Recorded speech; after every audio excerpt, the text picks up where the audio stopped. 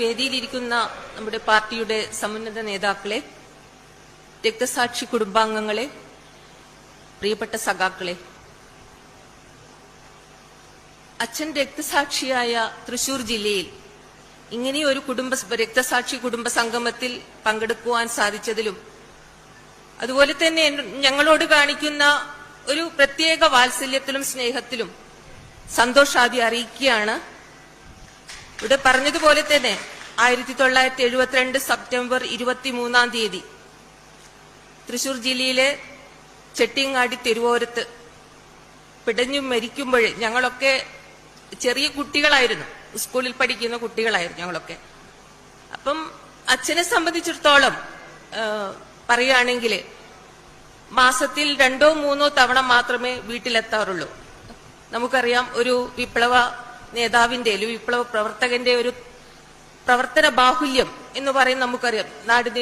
നമ്മുടെ സംസ്ഥാനത്തുടനീളം ഓടി സഞ്ചരിച്ചുകൊണ്ട് പ്രവർത്തിക്കുന്ന ഒരു നേതാക്കളായിരിക്കും നമുക്ക് കാണാൻ സാധിക്കുക.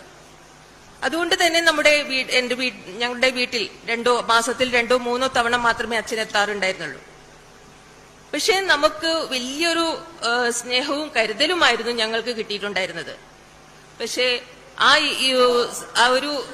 ആ രാത്രിയിൽ അച്ഛൻ പിഴഞ്ഞു മരിച്ചതിന് ശേഷം ഞങ്ങൾക്ക് ഒരുപാട് കൊല്ലം അനുഭവിക്കേണ്ട സ്നേഹവും കരുതലുമാണ് നഷ്ടമായത്.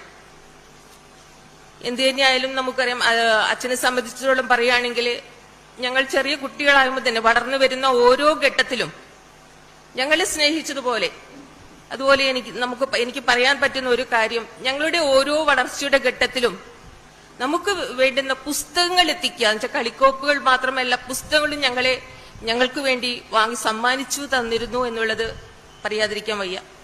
ഞങ്ങളൊക്കെ വായിച്ചു വളരണം എന്നൊരു നിർബന്ധ ബുദ്ധി അച്ഛനുണ്ടായിരുന്നു. അതുപോലെ തന്നെ അച്ഛന്റെ ഒരു കൊച്ചു ശേഖരം, പുസ്തക ശേഖരം വീട്ടിലുണ്ടായിരുന്നു. അതൊക്കെ ഞങ്ങളാണ് എല്ലാം ലിസ്റ്റ് ചെയ്ത് ഒരു വർഗീകരണമൊക്കെ നടത്തി വീട്ടിൽ സൂക്ഷിച്ചിരുന്നത്. ഇങ്ങനെ ഞങ്ങൾ ഏറെ സ്നേഹിച്ചിരുന്നു എന്നുള്ളതാണ് ഞങ്ങളെ സംബന്ധിച്ചിടത്തോളം അച്ഛനെ കുറിച്ച് പറയാനുള്ളത്.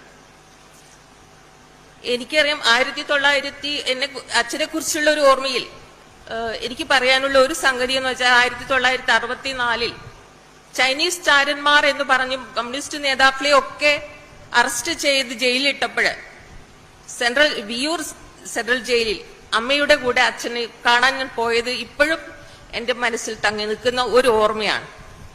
ഇങ്ങനെ ഞങ്ങൾ ഏറെ സ്നേഹിച്ച അച്ഛൻ നഷ്ടപ്പെടുമ്പോൾ നമ്മൾ ഇത്രയും വർഷങ്ങൾ കഴിഞ്ഞു, 72 കഴിഞ്ഞു, 53 വർഷങ്ങളായി.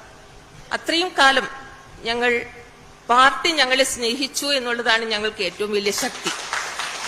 എന്നാൽ ഞങ്ങളൊക്കെ വളരെ ചെറിയ കുട്ടികളായിരുന്നു, 5 മക്കളായിരുന്നു. ഒരു വീട് പോലും അന്ന് ഉണ്ടായിരുന്നില്ല. അച്ഛൻ മരിക്കുമ്പോൾ വീട് പോലും ഞങ്ങൾക്ക് ഉണ്ടായിരുന്നില്ല. ഒരു വാടക വീട്ടിലായിരുന്നു താമസിച്ചിരുന്നത്. പക്ഷേ അതിനുശേഷം പാർട്ടി വീട് വെച്ച് തന്നു, ഞങ്ങളെ കൂടെ ചേർത്തു എന്നുള്ളതാണ് ഞങ്ങൾക്കൊരു ശക്തിയായിരുന്നു പാർട്ടി എന്നും. ഇന്നും അതാണ് നമ്മുടെ ഏറ്റവും വലിയ, നമുക്ക് മുന്നോട്ട് അമ്മയെയും ഞങ്ങളെയും മുന്നോട്ട് നയിക്കുന്നതിൽ ഏറ്റവും വലിയൊരു ശക്തി എന്ന് പറയുന്നത് പാർട്ടിയായിരുന്നു.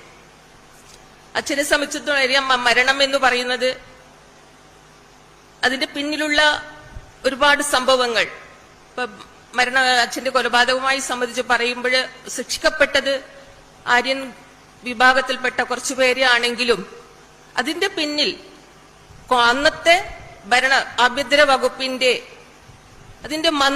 ആഭ്യന്തര മന്ത്രിയുടെ കൈയുണ്ട് എന്ന് ഉറച്ചു വിശ്വസിക്കുന്നുണ്ട് ഞങ്ങളിന്നും. കാരണം മറ്റൊന്നുമല്ല, അച്ഛൻ മരിക്കുന്നതിന് 4 മാസം, ഒരു 4-5 മാസം മുന്നേ ഞങ്ങളുടെ ഒരു വാടക വീട്ടിലായിരുന്നു അന്ന് ഞങ്ങൾ താമസിച്ചിരുന്നത്. അന്ന് നവാബ് രാജേന്ദ്രൻ, നമുക്ക് ഏവർക്കും അറിയുന്നതാണ്, തട്ടിൽ എസ്റ്റേറ്റുമായി ബന്ധപ്പെടുത്തിയ അഗ്രികൾച്ചറൽ യൂണിവേഴ്സിറ്റി സ്ഥാപിച്ച ആ തട്ടിൽ എസ്റ്റേറ്റുമായി ബന്ധപ്പെടുത്തിയ ആ അഴിമതി കേസും അതിനെ സംബന്ധിച്ചുള്ള ഒരു ഡോക്യുമെന്റ്സും ഒക്കെ തേടിയിട്ടാണ് ഞങ്ങളൊക്കെ അന്ന് സ്കൂളിൽ പഠിക്കുമ്പോൾ നമുക്ക് ആ രാത്രി നല്ലപോലെ ഓർമ്മയുള്ള ഒരു സംഗതിയാണ്. നവാബ് രാജേന്ദ്രനെ ഒരു പോലീസ് എന്ന വേഷത്തിൽ വക്കീൽ എന്ന വേഷത്തിൽ ഒരു പോലീസുകാരന് അവിടെ എത്തുകയും അങ്ങനെയുള്ള അതിനുമായി ബന്ധപ്പെടുത്തിയ ഒരുപാട് അതിനുശേഷമുണ്ടായ ഒരു സംഭവ വികാസങ്ങൾ പിന്നീട് 1923 സെപ്റ്റംബർ 25 ആ ഡോക്യുമെന്റ് കോടതിയിൽ ഹാജരാക്കാൻ പോവുകയാണെന്നും അതിനെ സംബന്ധിച്ചുള്ള ചർച്ചയ്ക്കാണ് 72 സെപ്റ്റംബർ 23 തൃശ്ശൂർ ജില്ലയിൽ അച്ഛൻ എത്തുന്നത്. എനിക്ക് തോന്നുന്നു 22ഉം 23 2 ദിവസങ്ങളിൽ അച്ഛൻ ഇവിടെ ഉണ്ടായിരുന്നു. ആ ദിവസങ്ങളിൽ അതിന് ആ 23 അർദ്ധരാത്രി ഒരു 9 മണിയോടുകൂടി അച്ഛൻ എറണാകുളത്തും തൃശ്ശൂർ ജില്ലയിലേക്ക് എത്തുമ്പോൾ അവിടെയാണ് അച്ഛൻ മരിച്ചു വീഴുന്നത്. തീർച്ചയായും ഞങ്ങളെ സംബന്ധിച്ചിടത്തോളം വലിയ നഷ്ടം തന്നെയാണ്. ഇത്രയും വർഷങ്ങൾ കഴിഞ്ഞിട്ടും നമുക്ക് ആ ഒരു നഷ്ടത്തിന്റെ അത് ഉൾക്കൊള്ളാൻ സാധിക്കുന്നില്ല. തീർച്ചയായും അച്ഛനെ സംബന്ധിച്ചിടത്തോളം, ഞങ്ങളെ സംബന്ധിച്ചിടത്തോളം മാത്രമല്ല പാർട്ടിയെ സംബന്ധിച്ചും ഒക്കെ ഒരു വലിയൊരു ശക്തി തന്നെയായിരുന്നു. എന്തായാലും അച്ഛനെ സംബന്ധിച്ചോട് പറയുകയാണെങ്കിൽ ആത്മാർത്ഥതയും അതുപോലെ തന്നെ നിസ്വാർത്ഥതയുമായിരുന്നു അച്ഛന്റെ ഒരു രാഷ്ട്രീയ മുഖമുദ്ര എന്ന് എനിക്ക് തോന്നിയിട്ടുണ്ട്. അച്ഛൻ ഞങ്ങൾക്ക് വേണ്ടി ഒന്നും സമ്പാദിച്ചിട്ടില്ല. അച്ഛൻ അമ്മ പറയുമ്പോഴൊക്കെ അച്ഛൻ പറയുന്ന ഒരു വാക്കുണ്ട്, മക്കളാണ് ഞങ്ങളുടെ സമ്പാദ്യമെന്ന്. അങ്ങനെ ഒരു നിസ്വാർത്ഥതയും അതുപോലെ തന്നെ അച്ഛൻ എപ്പോഴും ചലിച്ചുകൊണ്ടിരിക്കുന്ന, എപ്പോഴും എന്തിനും എപ്പോഴും ഇങ്ങനെ പാർട്ടിക്ക് വേണ്ടി ജീവിച്ച ഒരു മനുഷ്യനാണ് എന്ന് തന്നെയാണ് എനിക്ക് തോന്നിയിട്ടുള്ളത്. തീർച്ചയായും നമ്മുടെ രക്തസാക്ഷി കുടുംബാംഗങ്ങളുണ്ട്. ഏവർക്കും അവരവരുടെ വ്യക്തിപരമായ നഷ്ടം വലിയൊരു ഇത് തന്നെയാണ്, പാർട്ടി കൂടെ ഉണ്ടെങ്കിലും കൂടി. എന്തായാലും ഈ പാർട്ടിയുടെ വളർച്ചയിൽ പാതി വഴിക്ക് മരിച്ചു വീണ ഈ രക്തസാക്ഷി കുടുംബാംഗങ്ങൾക്ക് കൂടി, അവരെയും കൂടി ഞാൻ ചേർത്ത് പിടിച്ചുകൊണ്ട് ആ രക്തസാക്ഷികൾക്ക് വേണ്ടി ഒരുപിടി പുഷ്പങ്ങൾ അർപ്പിച്ചു